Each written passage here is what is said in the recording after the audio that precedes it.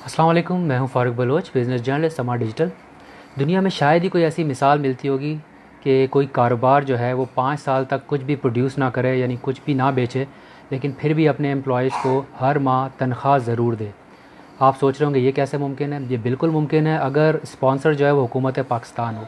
ये दिलचस्प कहानी है पाकिस्तान स्टील मिल की, जहाँ 5 साल में हुकूमत ने स्टील मिल के जो मुलाजमीन हैं उनकी तनख्वाहों में 35 अरब रुपए ख़र्च किए।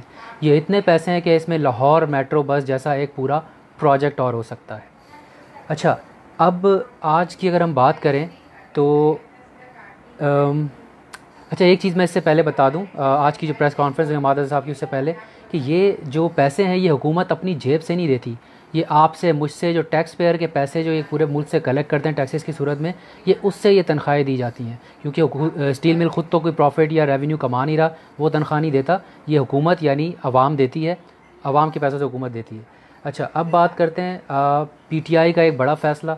इन्होंने कहा कि इसको जो है 70 करोड़ रुपए माहाना जो है सैलरीज़ में नुकसान हो रहा है हुकूमत का, और 230 अरब से ज़्यादा जो है इसकी जो कर्ज़ा है स्टील मिल का जा चुका है। ये अब ऐसे मज़ीद नहीं चल सकता, उन्होंने बेचने का फ़ैसला कर दिया।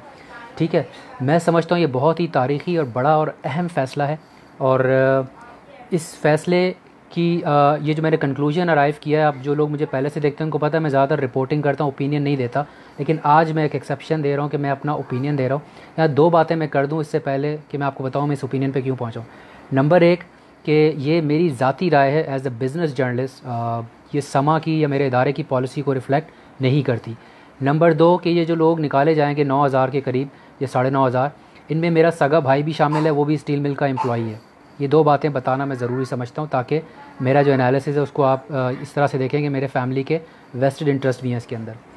का इन्होंने कहा कि लॉसेस से नहीं चल सकता। देखिए, इस पे तो कोई दो राय नहीं है कि इतने ज़्यादा नुकसान के साथ आप इस इदारे को नहीं चला सकते। अब इसके दो हल हैं, या तो इसको फ़िक्स करें यानी प्रॉफिट में ले आएँ, या फिर इसको आप बेच के से जान छुड़ा लें।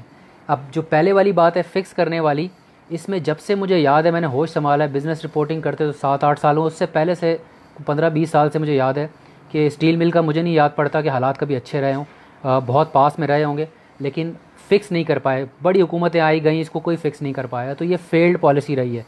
अब दूसरे सोल्यूशन की बात करते हैं कि सेल अगर करते हैं इसको, प्राइवेटाइज़ करने में भी 3 मसाइल आते हैं जब भी प्राइवेटाइजेशन की बात होती है। नंबर 1 पे जो टॉप पे मसला है वो है कि जो एग्जिस्टिंग एम्प्लॉयज़ हैं 9,000, उनका क्या होगा, ले ऑफ्स। ठीक है, दूसरे पे बात आती है कि ये स्ट्रेटेजिक एसेट है, यानी ये बड़ा ही अहम असासा है हुकूमत का, इसको नहीं बेचना चाहिए।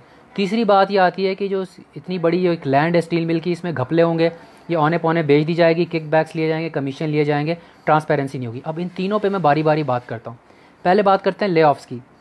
अच्छा, यहाँ पर हुकूमत ने फ़ैसला किया है कि ये जो पैकेज इन्होंने दिया है इसमें गोल्डन शेक हैंड्स देंगे, यानी पैसे दे के इन एम्प्लॉयज़ को फारिग करेंगे, 1 महीने की सैलरी भी देंगे, और ऑन एवरेज यानी औसतन एक एम्प्लॉई के, एक मुलाजिम के हिस्से में 23 लाख रुपए आएंगे।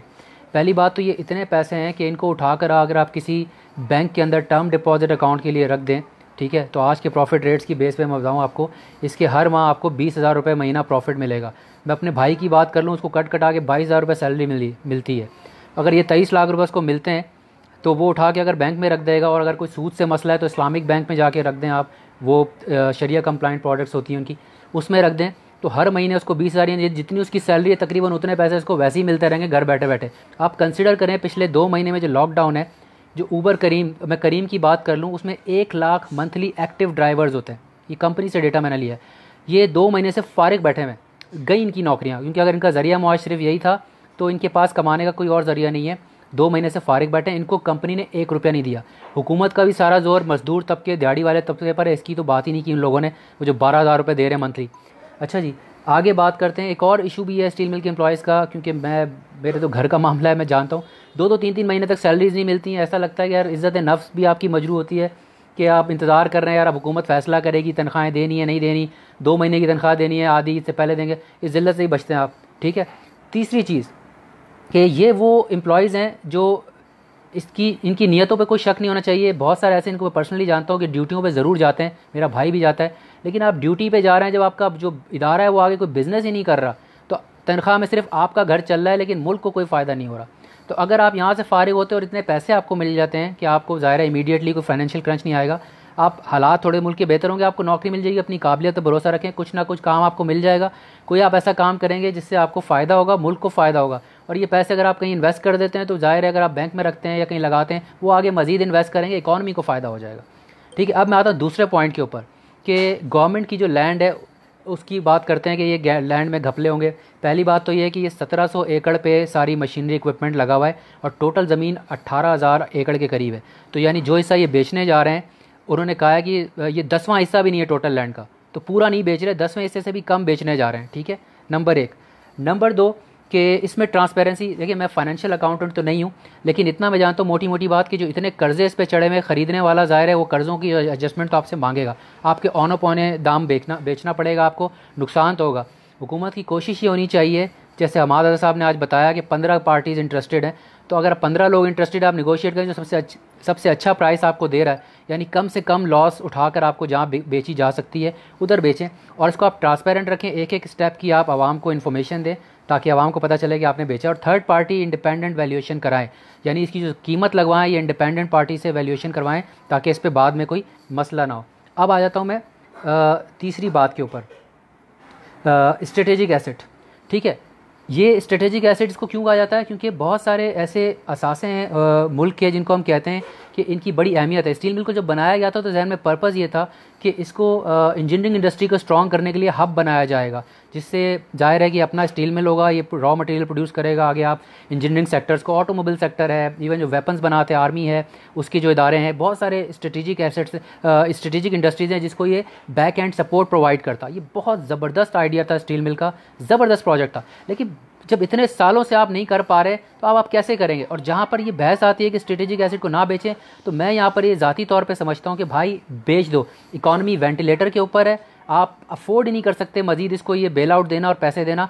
आज आपकी इकॉनमी कमज़ोर है, कल को स्ट्रॉन्ग हो जाएगी, आप 3 पैसे ज़्यादा देके वापस ख़रीद लीजिएगा स्ट्रेटेजिक एसेट को, 4 नए मिल लगा सकेंगे आप अगर आपकी इकॉनमी स्ट्रॉन्ग होगी। अभी सोशल मीडिया पे मैं सुबह से देख रहा हूँ बड़ी तनकीद हो रही है, असद उमर का लोग स्टेटमेंट चला रहे हैं जो बड़े जोश के साथ कह रहे हैं कि भाई अगर स्टील मिल के एम्प्लॉयज़ को फारिग किया गया तो मैं इनके साथ खड़ा हो जाऊँगा, पीटीआई छोड़ दूँगा।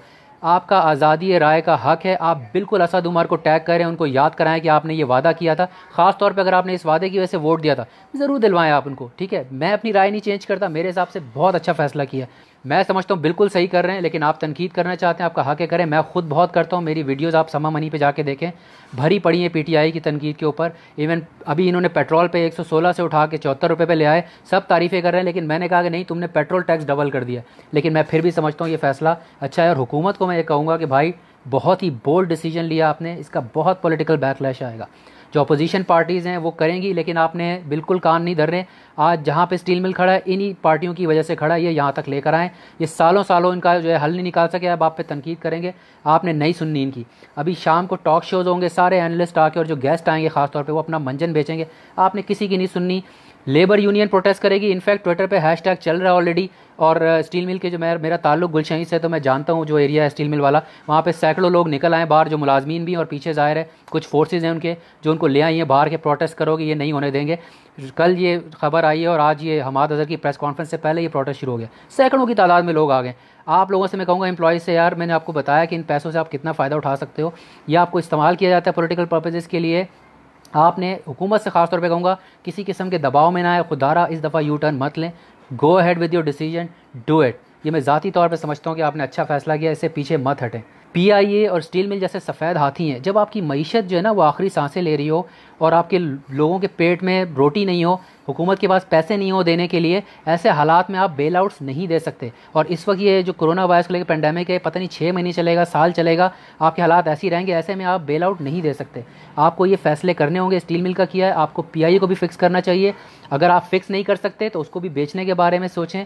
अगेन ये मैं ओपिनियन दे रहा हूँ, नॉर्मली मैं नहीं देता, आज मैं एक्सेप्शन ले रहा हूँ, मेरी ज़ाती राय है कि मैं समझता हूँ कि इसका मसले का हल करें, या तो फिक्स कर दें या बेच दें। और मैं ऐसा क्यों समझता हूँ कि मैं आपको बहुत स्ट्रांगली रेकमेंड करता हूँ कि मैंने अभी पीआईए पे एक दिन पहले वीडियो की, उसका लिंक हम आपसे शेयर कर लेंगे, आप उसको जाके देखें। मैंने बड़े तरीके से, क्योंकि मैं लाइव कर रहा हूँ, इसमें लिमिटेशंस हैं, मैं आपको फाइनेंशियल्स और विजुअल्स नहीं दिखा सकता। इस तरह की वीडियोस के लिए अगर आप मज़ीद मालूमात जानना चाहते हैं तो हमें फ़ॉलो करते रहे, समा मनी को, हमारे फेसबुक, ट्विटर और यूट्यूब को। आपसे अगली वीडियो में मुलाकात होगी। अल्लाह हाफ़िज़।